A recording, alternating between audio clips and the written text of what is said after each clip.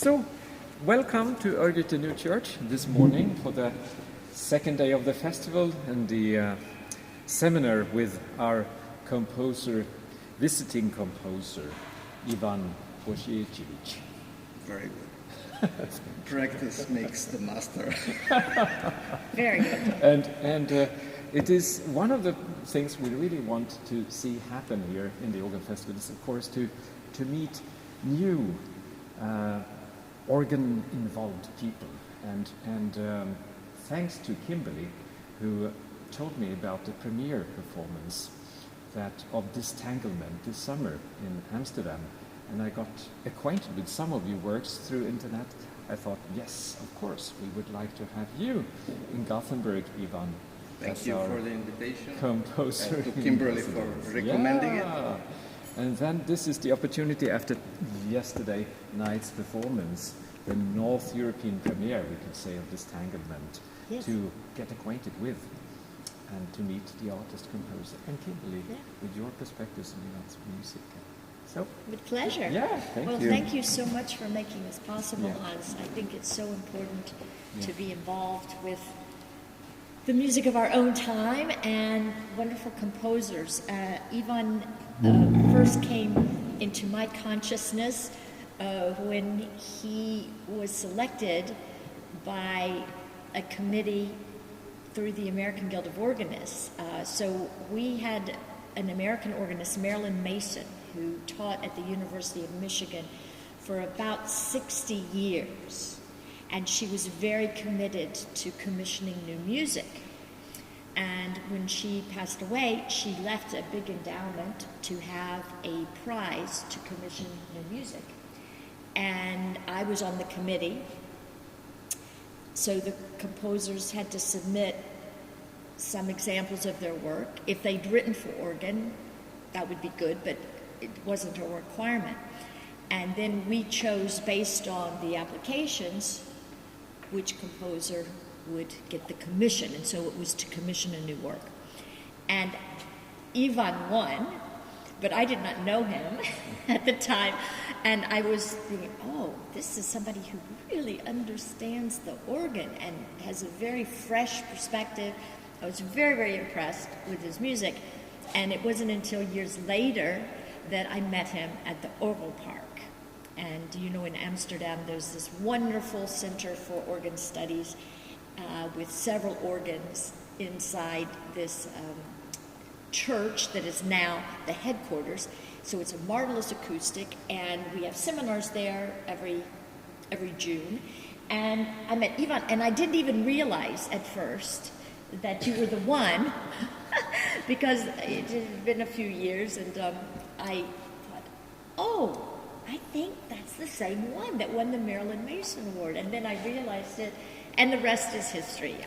I love your music. I think he has a real understanding for the organ. He is an organist himself, and you know how rare that is, that we have composed. Well, maybe it's not as rare in Europe as it is in the States, but it can be a problem when you want to get composers writing for the organ, because sometimes they are overwhelmed by all of the aspects of the organ, and they don't want to have to learn all of that.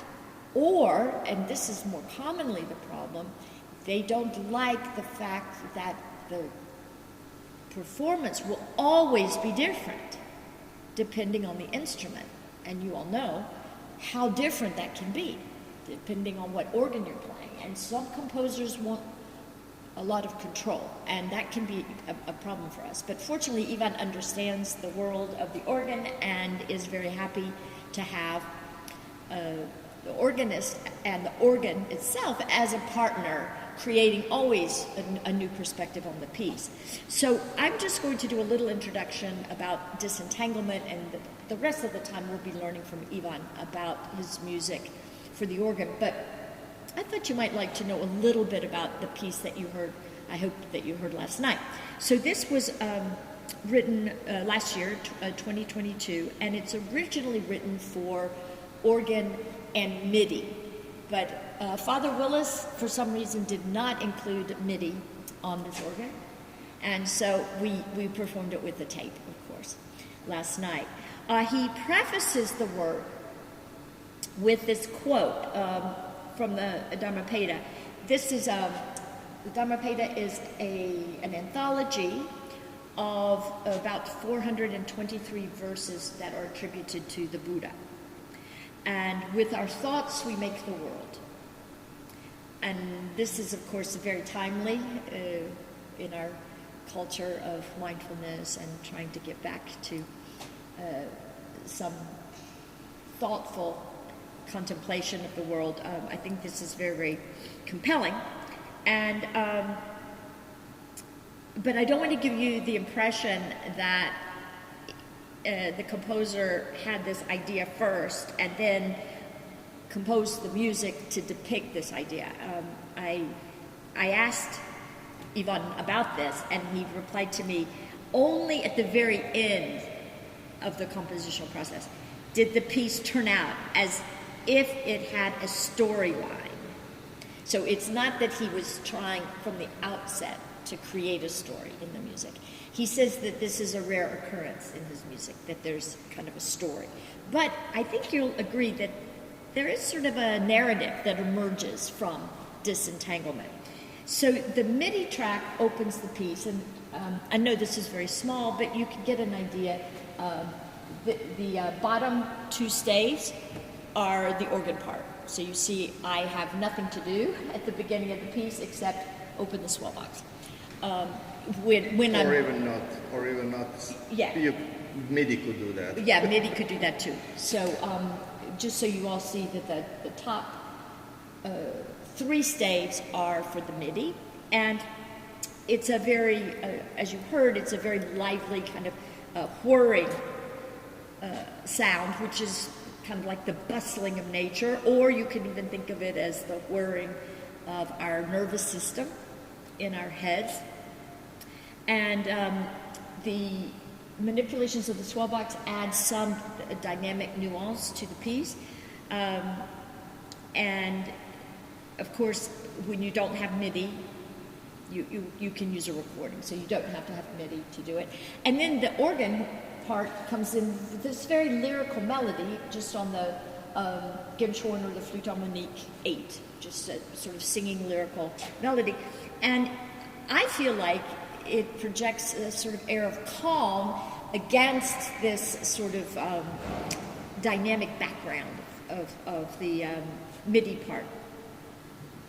And by bar 100, so this is less than a quarter of the way through the entire piece, the composer's adding voices. You can see both the MIDI parts and the organ part now has a pedal line against the left-hand line. So it's filling out the texture a little bit, but still keeping, I think, this basic character of the incessant motion in the MIDI part and then longer note values, calmer phrasing in the organ part.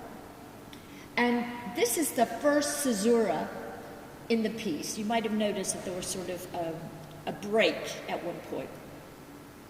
And after this, the MIDI track is just incredibly mechanical. So everything sort of comes to a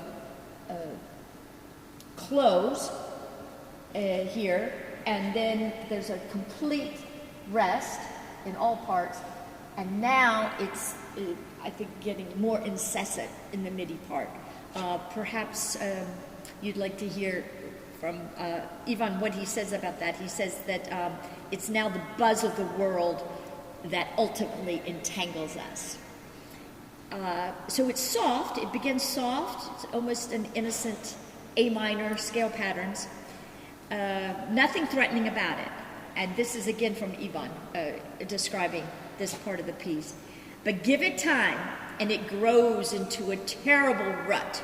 We cook like frogs in a pot of cold water where the heat is gradually increased. Until it is too late, we are cooked. Of course, he didn't plan this in advance.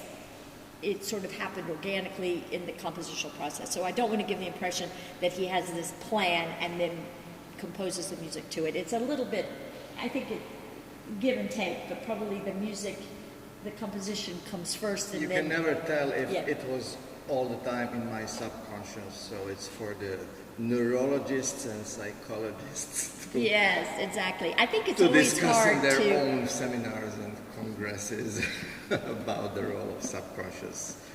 Yeah, it's really wonderful. But I think now that the piece is composed and we have it, it really makes a lot of sense that we've come now to this point where the buzz of the outside world is omnipresent, it's always with us, and it's going to start entangling us. And that is indeed kind of what is going to happen to the organ part, because the frenetic speed of the MIDI at first is not matched at all in the organ part, but the organ part, as you can see, becomes thicker. And so we're getting a more dynamic growing of the organ part and more syncopated rhythms, and it's starting to get fuller in sound,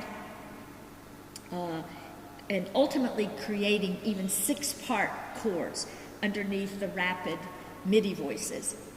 And the entanglement continues.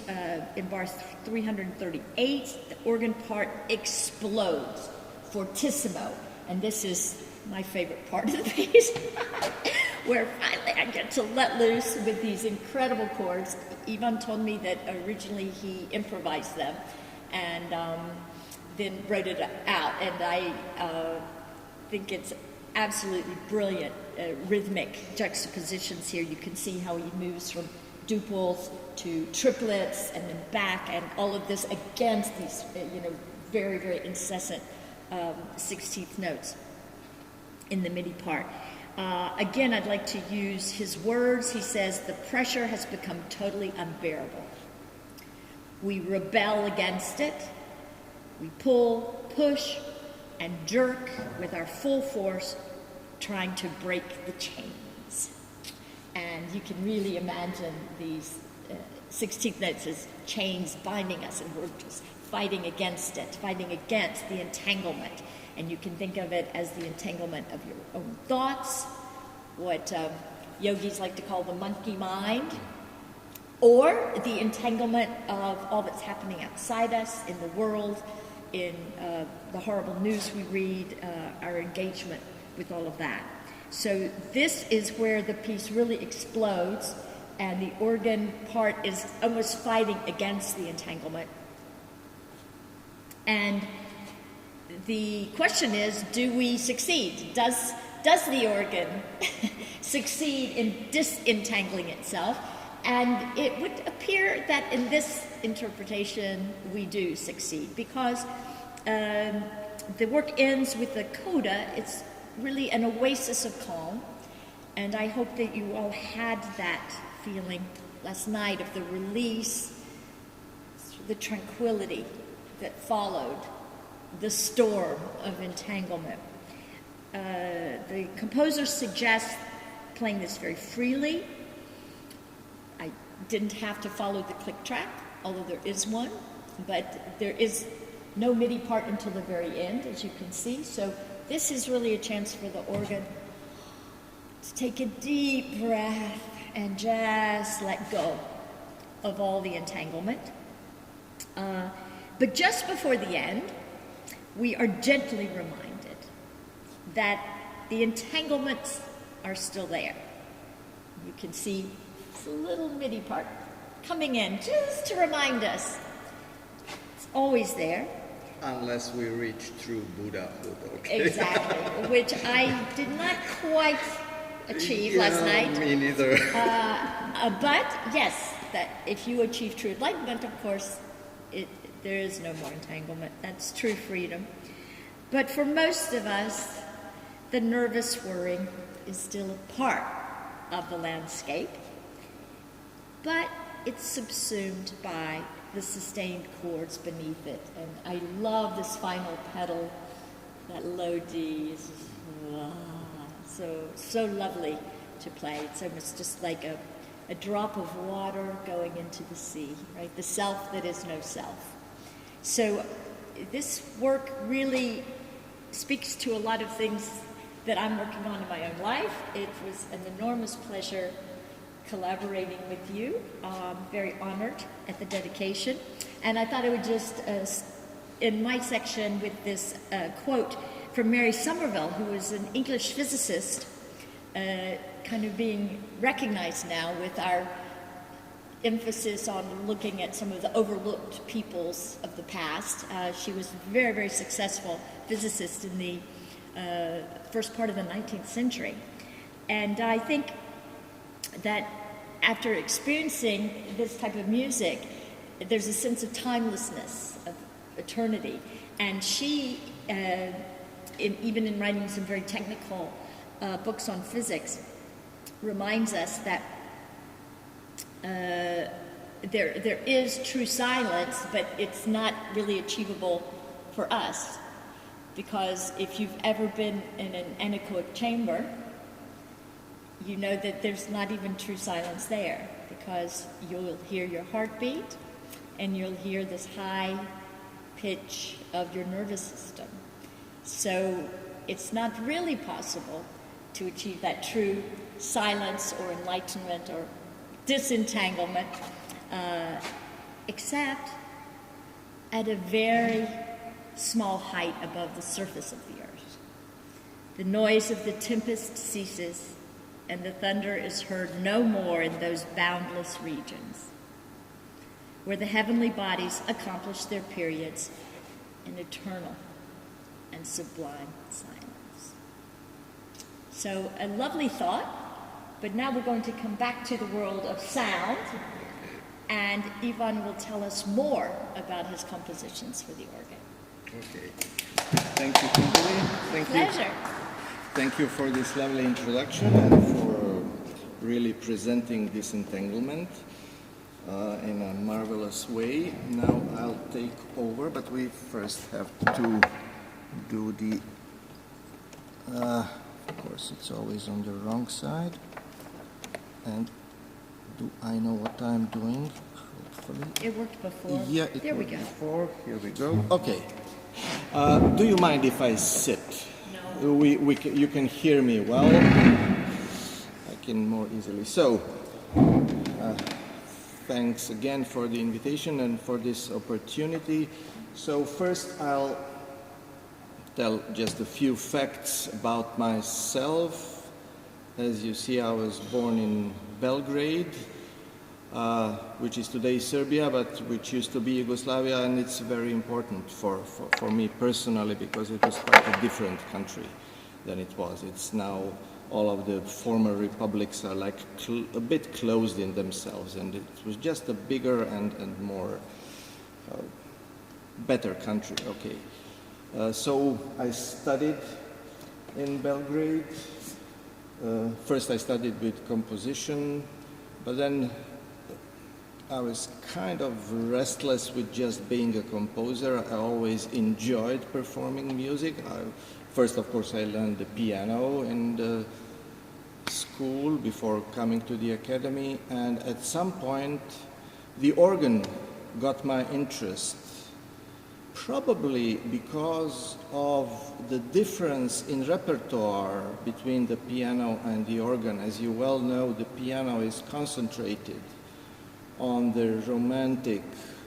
So, as Glenn Gould famously said, we got Chopin, Rachmaninoff, and more Rachmaninoff from the pianists usually, and the organ has this very interesting gap in that period and some really lovely music in the Baroque and pre-Baroque period, and then also some very interesting music in the modern period, and I guess that's what got me interested. And of course the different nature of the instrument, which many people call inexpressive and unyielding, and which is true in a way if you compare it to a violin or whoever can control the tone. But if you go into it, it's really not true. It's just a different kind of expressivity which you have to learn how to cope with. So that was really a challenge and something that got me interested. So I had the chance to study the full Künstlerische Ausbildung in Frankfurt with Edgar Krapp. And after that, I taught at various institutions in Yugoslavia and Serbia, and most of it was at the Belgrade Faculty of Music, where I taught theory subjects. And at a certain point, I got a bit fed up with that, so it's kind of a theme in my life. I have to change and not do one stuff, one type of thing all the time. I just need to be doing something else or playing different music. So I was always interested in jazz also. So my family and me, we moved to Split in Croatia, where I got into freelancing. So no teaching, no nothing, just freelancing. And it was hard, but really interesting and rewarding to know that you can earn your keep with just like your 10 fingers and whatever you can do, and not being a salaried person from whatever institution it is. So it was a really interesting period where I did a lot of jazz music, theater music, even pop bands. But of course I've kept composing all along, as you will see in a couple of minutes. At a certain point, people in Split got aware of my presence. It took them 15 years, but okay, that's the way things go in Split. And they decided they want a composition class at the academy and invited me to run it. So that's what I've been doing since 2017 until the present. And okay, so we can move on to the examples I would like to play to you. So I don't need to describe much because most of the pieces will be played and along with the score, so you can see for yourselves what's happening. I'm just going to introduce with a few words. So this one is a movement from this Radiance suite called Rare Jewel. The movement is called. Yeah? And let the year 2016 not fool you. This is the first piece I ever wrote for the organ. The suite, the other movements are new, but this one was written in 1983. Composition originally written for bass clarinet and organ called Rivers Like in a Dream. So this movement served as an interlude where bass clarinet does not play. It was a third movement. And I just, when I was composing this new suite, I just decided, as I'm a great fan of recycling, why not use this old movement and put it in a suite, because it's still, it was almost 30 years, more than 30 years old at the time. It works well with the other movements, so why not? And the interesting fact is that this very first composition that I wrote for the organ, or bass clarinet and organ, is very much connected to Sweden, because it was written for great bass clarinet player Tommy Lundberg, who sadly passed away, but he was from Lund, and he played bass clarinet in Malmö Symphony. And we met in 1982 in Darmstadt, courses, summer courses for new music. Somehow he was there just to promote, I don't know, he didn't have a concert, but he was there to promote Swedish modern music. And I was very much interested at the organ at the time, and as much as I loved to hear lectures and concerts at Darmstadt, I was also going around town and trying out the organs. I was amazed that people would let me, just coming off the street in Darmstadt Stadtkirche and Pauluskirche, big organs, I would just say I'm so-and-so, and they would let me play the organ. I was amazed, great. And on one occasion, Tommy came with me with his very nice portable recorder. It was a miracle of technique at the time. And I was just improvising. He recorded me, I liked what he heard, and he said, why don't you write something for us? Which I did, and he really organized the whole thing, and we premiered it in Örebro, where he was a member of Ensemble for New Music there.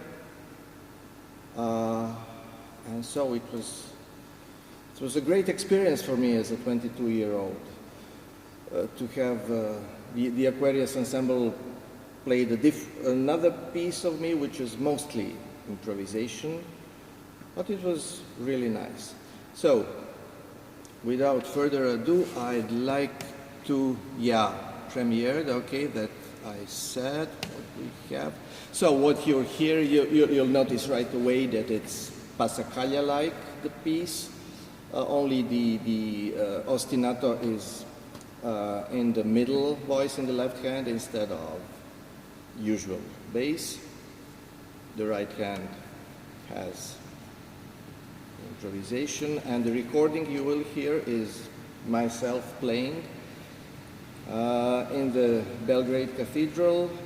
Organ is a nice new instrument by Zanin, and it is to be found on the CD of my organ works called the Moon Piper, which I will introduce later. But now let's hear and look at the piece.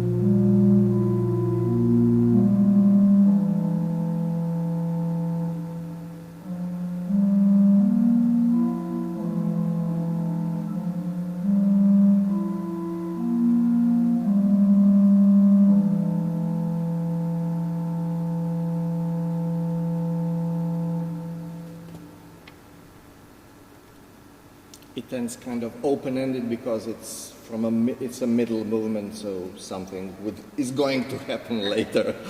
Okay. So that was the earliest phase, and still in the early phase is the next piece I'd like to present to you, which I wrote during my studies in Frankfurt, where I really got immersed in the organ and got to know all the subtleties of the instrument, and was brave enough to start experimenting with some unusual sounds and combinations, unorthodox, of course, not always using the 8-foot as the bass or something. So, 5 haiku after Basho. Basho is the greatest Japanese haiku poet. I got to like that type of poetry because of its, how do they say, succinctness? Oh, because it's very succinct. Succinct, it's yeah. Very short and well, it's not short, just short, it's but intense, though. it's very intense in that shortness. It says a lot with just a few words, and there's of course also the component of this Eastern spirituality and pervasiveness of Zen or whatever. So I was very inspired by those by the poetry, and so there is also a minimalistic streak, not in the way that I later developed, but here I consciously limited myself to write only in the pentatonic mode, without any other notes. So each movement is written in this Japanese pentatonic. Only each movement is in a different chromatic transposition of the mode. So the first movement you'll hear is this one, G, A, B flat. The next one would start on, I don't remember, D, or the last one starts on F sharp. So this was also a challenge to compose in these Japanese sounding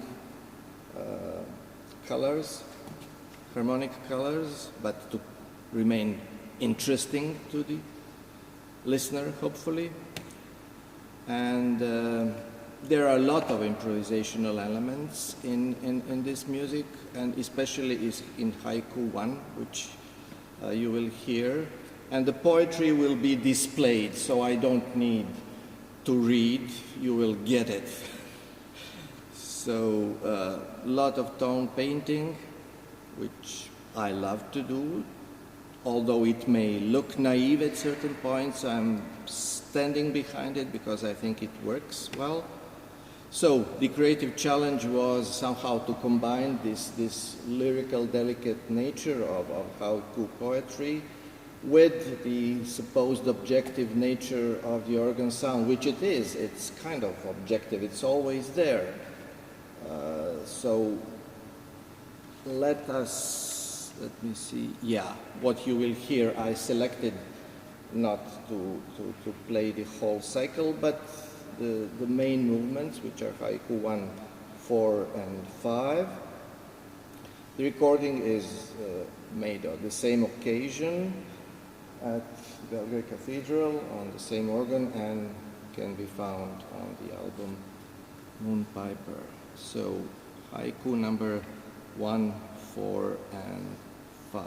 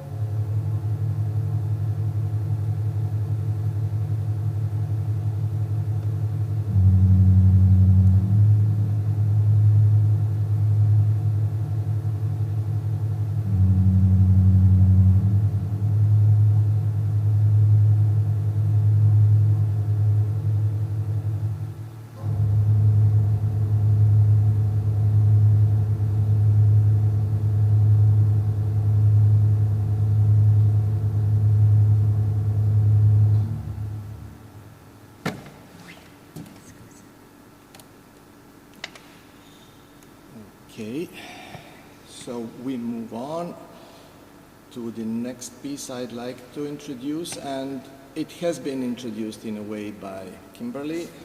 That was I would like you to hear and see the Moon Piper, which was written as a commission from the AGO, as Kimberly said. So my idea was to kind of see if the organ could function as giant bagpipes. And the first inspiration came from a famous piece, or not so famous, by Bernardo Storace, Pastorale in D. I don't know if you know the piece. It's a fantastic proto-minimalistic thing, lasting for 9 or maybe 11 minutes, depends on how many repetitions you want to make, on pedal D. So the pedal D is there for at least 9 minutes, and you have wonderful variations imitating the bagpipe from Bernardo Storace from the 17th century.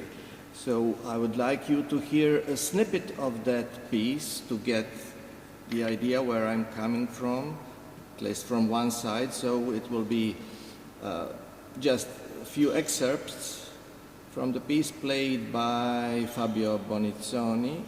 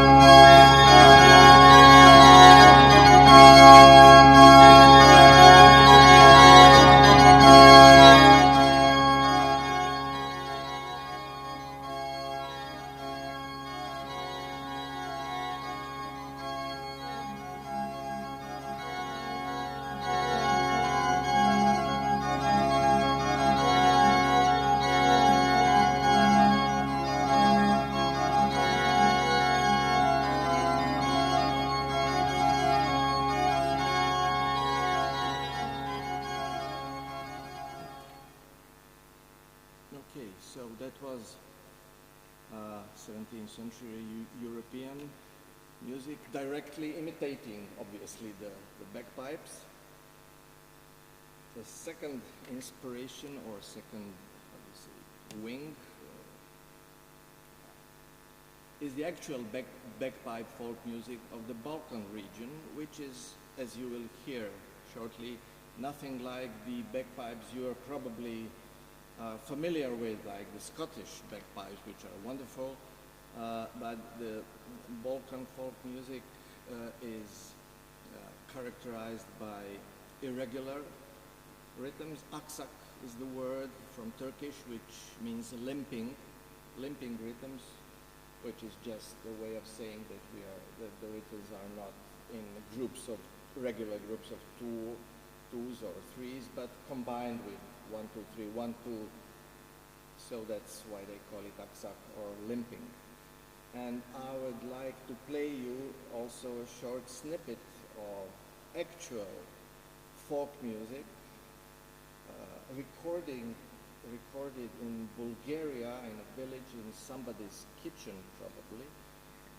It's a recent recording, and it will come as a bit of a shock, probably, because it's really raw and but very lively, and you will hear obviously bagpipes, but also the percussion accompaniment with the drum called tapan, which looks like a normal big bass drum, and it's played with the right hand with the bed that produces the low bass tone, and with the other hand with kind of narrow sticks which produce other rhythm cells which complement the rhythm. So this is the actual, I think it's Bulgarian. So bagpipes, gaide, and tapan.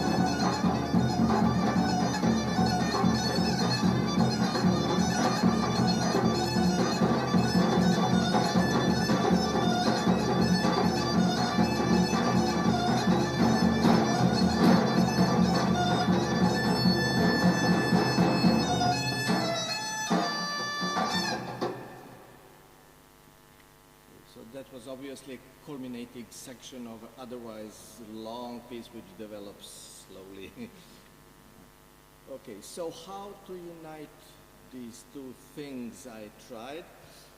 So obviously there would be repetitive techniques, but with more harmonic development than in mainstream minimalism. That's some people call me minimalist, at least my more recent works, but I just prefer to say that I use these repetitive techniques. And the recording would be from the premiere in Houston, played by Jody Bell at the fifth organ, mechanical one. Kimberly's been there, I couldn't. It was great. Yeah, at the AGO National Conference, and now you can hear the whole piece and look at the score.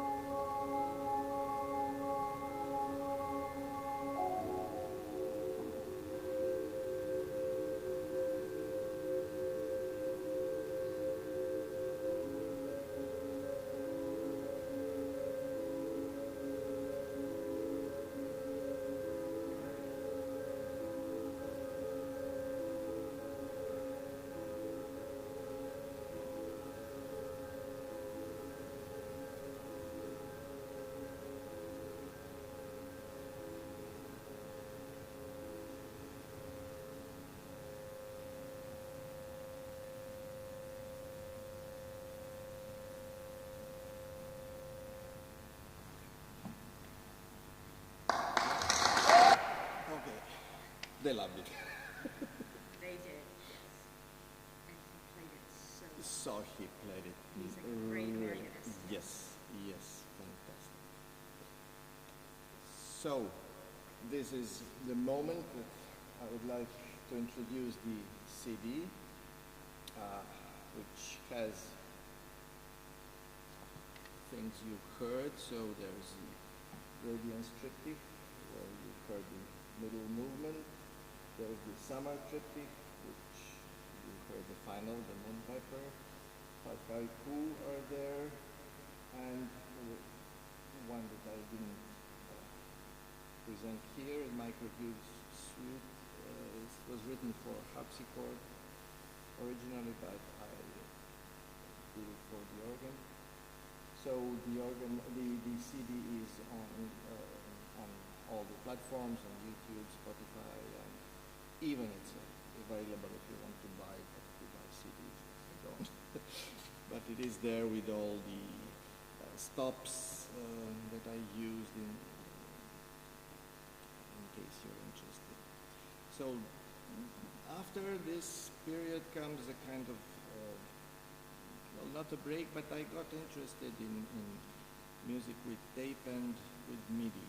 So the next thing, and I think the last piece that I want to play you is a recent one called Organic Steelworks.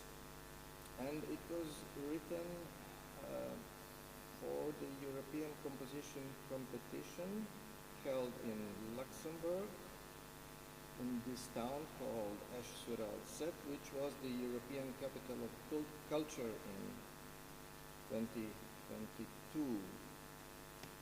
And which were the requirements were to use in the tape the sounds of industrial origin, because this region was very famous for its steelworks and mines and stuff, and the whole competition was a kind of celebration of this industrial legacy. And the other requirement was to use this Esch motif, which is E, S, C, C, C, H, like in German. So it's E, E flat, C, B, which is a very pliable and very useful musical motif. You can think, of course, that with the B-A-C-H, the Bach motif, which has kind of different but still similar chromatic implications. Or more usefully, the Dmitri Shostakovich motif, the SCH, which is really like this. And I kind of cheated because I understood the E flat C as augmented second, which transcends us directly to the Orient, to the Oriental scale that I love. So it's actually E, D sharp, C, H. But they didn't need to know that, so I wrote it with E flat to make them satisfied that I used the Esch motif. And it worked. I got the first prize. Yes, and the audience also loved it, so it got the audience prize.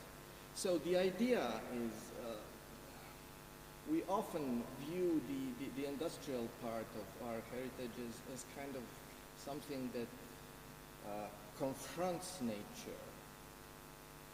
And like we need to go green, and yes, we do, we don't want to pollute, but also until we see ourselves, I mean the humanity, as really part of the nature, in the sense that all that we do and produce is part of the nature, then we will always have this kind of conflict. It's paradoxical, but I think that we really need to embrace even the ugly industrial things and kind of be calm with it and to accept it as something that we do, and that is ultimately a natural thing. I don't know. Some people may find fault with it, but I think it's a good way to think about it. So, recording is from the premiere in Luxembourg, played by Cindy Castillo on the wonderful organ in St. Martin Village. I'm sure you at least heard about it, if not played it, very famous big organ made by Stahlfoot and then renovated by Jan in 2001. So Cindy Castillo was playing the organ, and I'm obliged by the competition to acknowledge also the guys who are working at the sound system, the tape. And so here it is.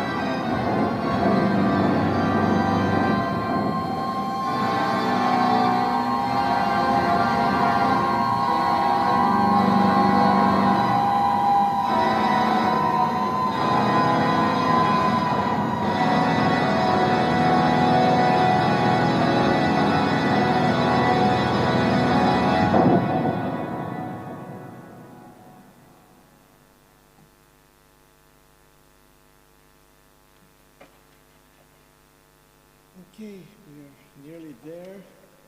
Of course, if you'd like to ask some questions, Kimberly and me, we are more than happy to answer. I would just like to get you to know what I'll be doing next concerning the organ, because there are a lot of projects going on.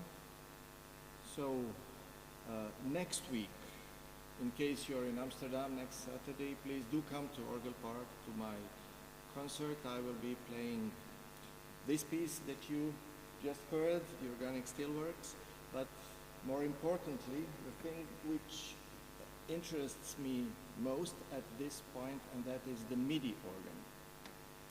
So there will be 2 premieres of MIDI organ pieces, or as it sounds better, computer controlled pipe organ. With video, Organic Steam and Rather the Wrong Flight, there will be played there. And the kind of experiment, something that I don't think anybody has done, the piece I wrote for computer-controlled organ,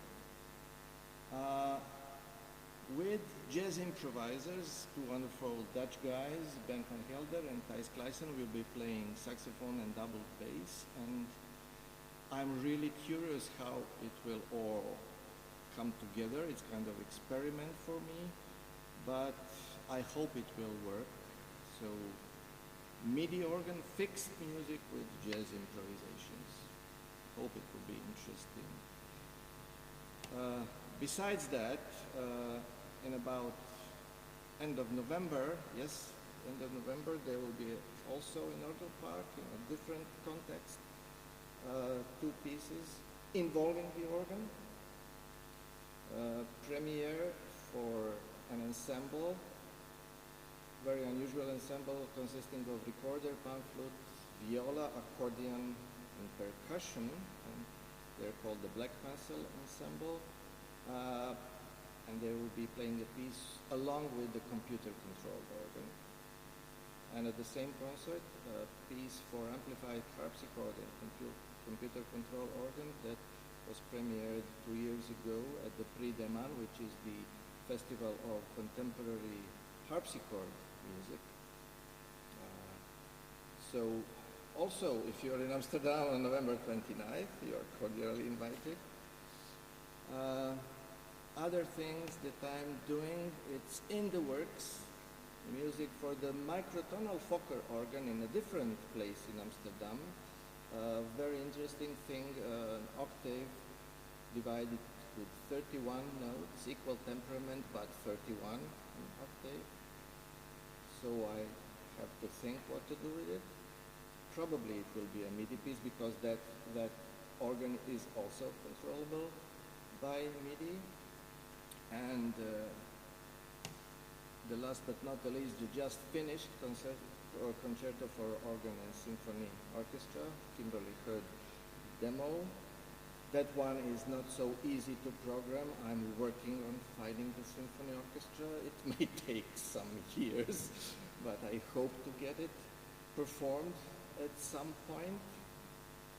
And in the works, almost finished, concerto for organ, strings, and timpani, Poulenc style. That would be probably more easy. But okay, so that's it for the time being, and thank you for listening. And if you have any questions or remarks, we're more than happy to answer. Yes?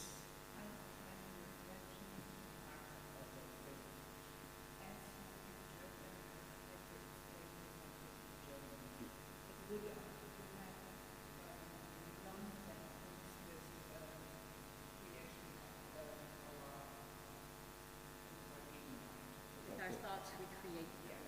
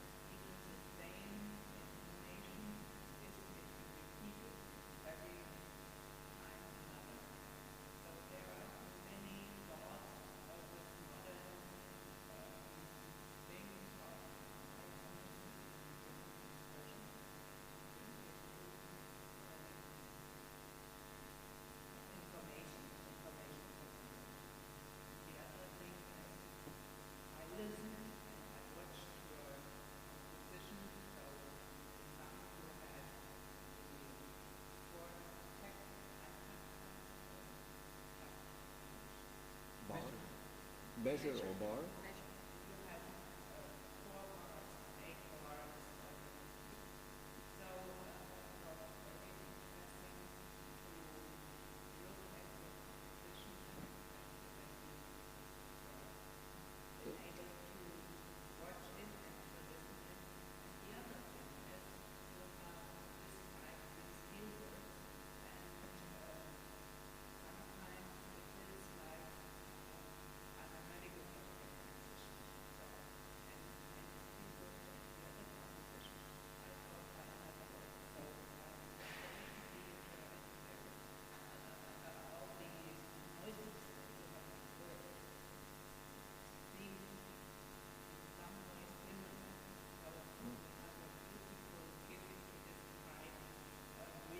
Okay, thank you.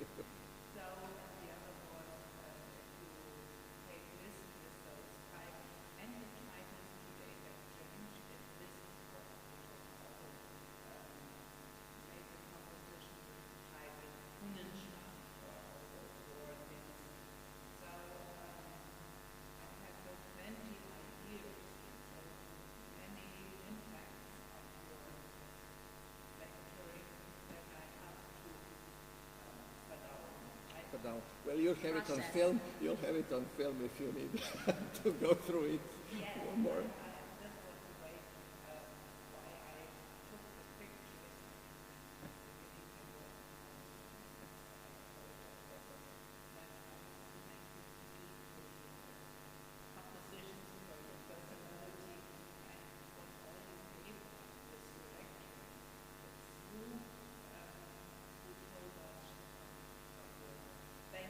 Thank you very much. My pleasure. Okay. And if I could follow on from that, Barbara, I think one aspect of Ivan's compositions that really appeals to me is his ability to use color, not only through registration, but you really heard it in the organic steelworks, how the organ almost becomes part of the steelworks and vice versa. That was the idea, of course, to unite. Not everybody can do that, and you really have to know the organ, I think, in order to do that. And it's not only the registration, but it's the textures that you create and the rhythms, and the same thing in Moonpiper. It's just phenomenal to me because if you just step back and don't look at the score, which is hard for us to do. We're so left brain. The organists are always trying to figure out it. But if you just step back, you do an amazing job just using sound to create environments. And it's not always possible even to know what the sound is.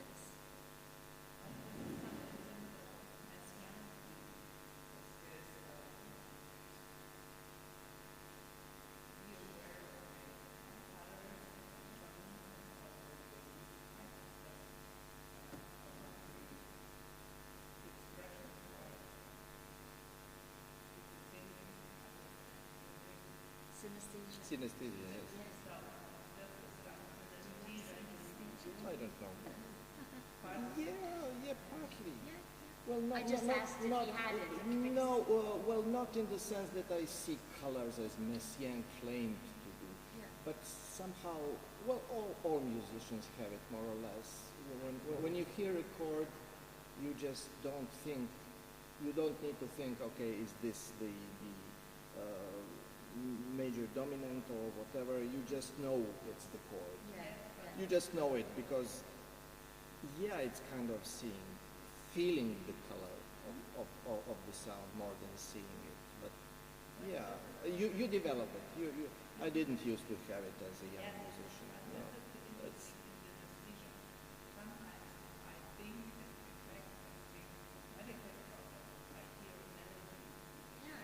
It's all sorts of